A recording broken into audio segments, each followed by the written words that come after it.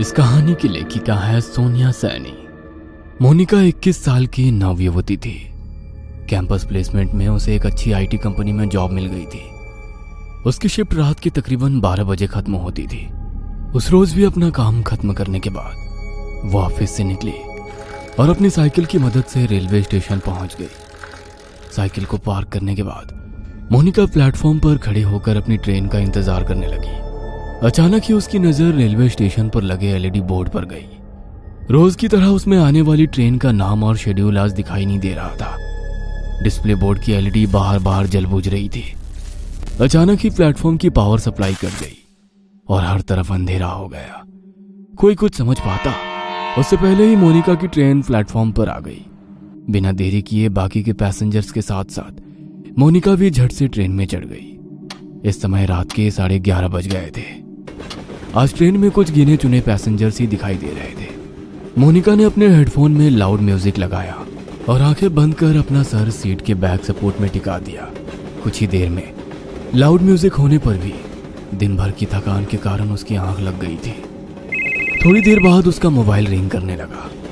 Ring की आवाज से मोनिका की नींद टूट गई। स्क्रीन पर पापा का नाम फ्लैश हो रहा था। मोनिका ने फोन उठाया तो उधर से पापा की आवाज सुनाई देने लगी। मोनिका बेटा, ट्रेन मिल गई थी ना? हाँ पापा, मैं ट्रेन में ही हूँ, आप चिंता मत करो। कौन सा स्टेशन आ गया है? पापा की बात सुनकर मोनिका अचानक से आंख खोलकर अपने कोच में चारों ओर नजर दौड़ाती है। उसे अपनी आंखों पर यकीन नहीं हो रहा था। पूरे कोच में बिल्कुल अंधेरा छाया हुआ था। ना तो कोई डिस्प्ले दिखाई पड़ रहा था और ना ही कोई अनाउंसमेंट सुनाई दे रहा था। पापा, आई थिंक कुछ प्रॉब्लम है। यहाँ ट्रेन में कुछ है ही नहीं। सारी लाइट्स ऑफ है और कोई अनाउंसमेंट भी नहीं हो रही है।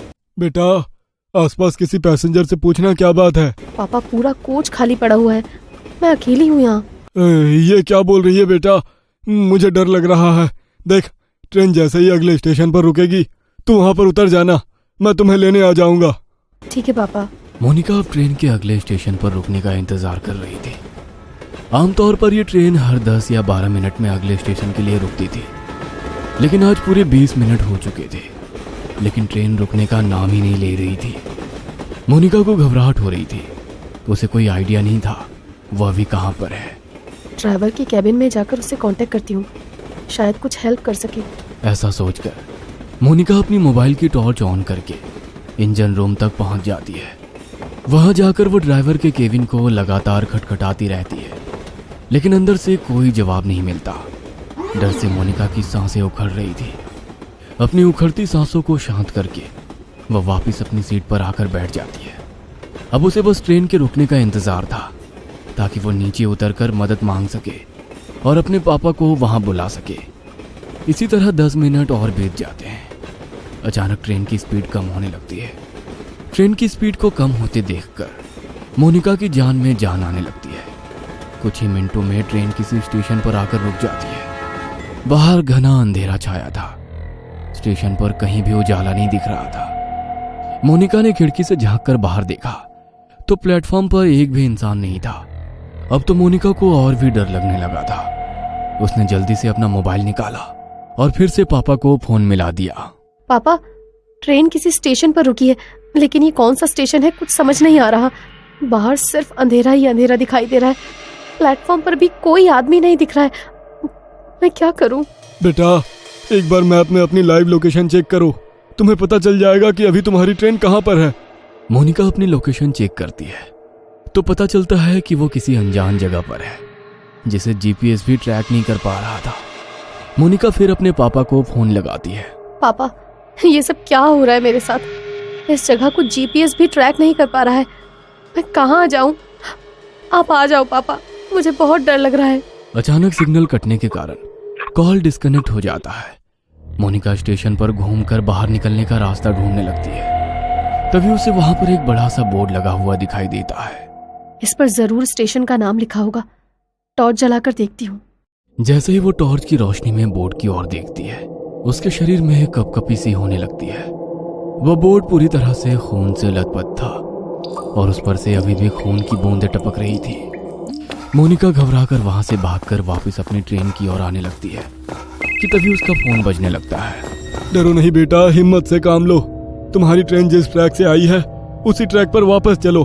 देखो आसपास कुछ तो होगा, कोई चर्च, कोई बिल्डिंग, कुछ न कुछ जरूर होगा। तुम कोशिश करो, जैसे ही तुम्हें कुछ भी दिखाई दे तुरंत मुझे बताना। मैं भी पुलिस से मदद मांगने की कोशिश कर रहा हूँ। आंसू पोंछकर मोनिका पापा के कहे अनुसार अपोजिट डायरेक्शन में भागने लगती है। ट्रैक पर हर तरफ अंधेरा ही अंधेरा छाया हुआ था। भागते हुए मोनिका को अपने पीछे कई सारे कदमों की आवाजें सुनाई दे रही थी। ऐसा लग रहा था कई सारे लोग उसके पीछे पीछे दौड़ रहे हो। मोनिका घबराकर अपने पीछे की ओर देखती है, लेकिन पीछे सन्नाटे के सिवा कुछ भी नहीं था। मोनिका पूरी ताकत लगाकर दौड़ती ही जा रही थी।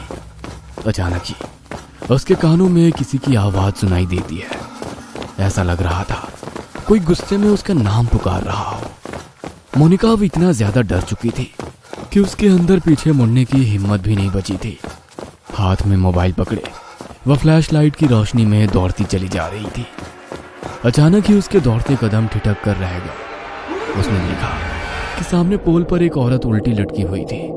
उसके बाल हवा में लहरा रहे थे और वो खतरनाक चेहरे के साथ जोर जोर से हंस रही थी। मोनिका का हलक डर से सूख रहा था। अब उसमें और आगे जाने की हिम्मत नहीं बाकी थी, इसलिए वो वापस स्टेशन की तरफ जाने के लिए मुड़ जाती है।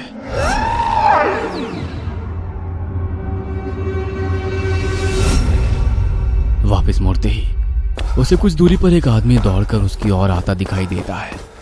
उसका पूरा शरीर कटा फटा सा दिखाई दे रहा था। उसका चेहरा बहुत डरावना दिख रहा था, जैसे कहीं पर कुचला गया। वह आदमी हाथ हिलाकर उसे ट्रैक पर दौड़ने से मना कर रहा था।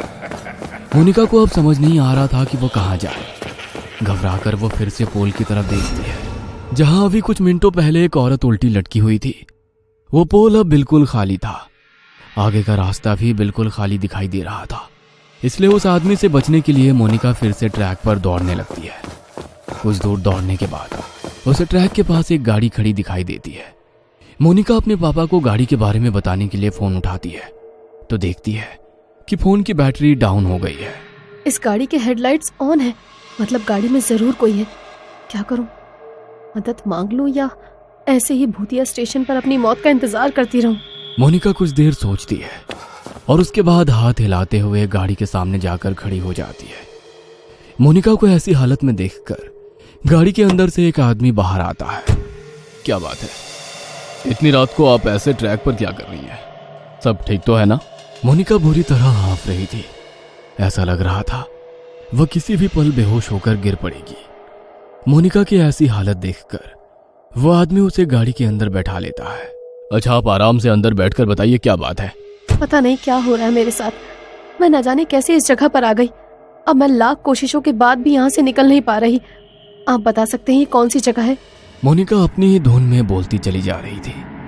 तभी उसे महसूस हुआ कि कार सवार युवक उसे वापस प्लेटफॉर्म की ओर ले जा रहा है। No, please stop. तो मुझे कहाँ ले जा रहे हो? मुझे वापस वहां नहीं जाना है। मोनिका के इतना कहते ही वह लड़का मुस्कुराते हुए पीछे देखता है।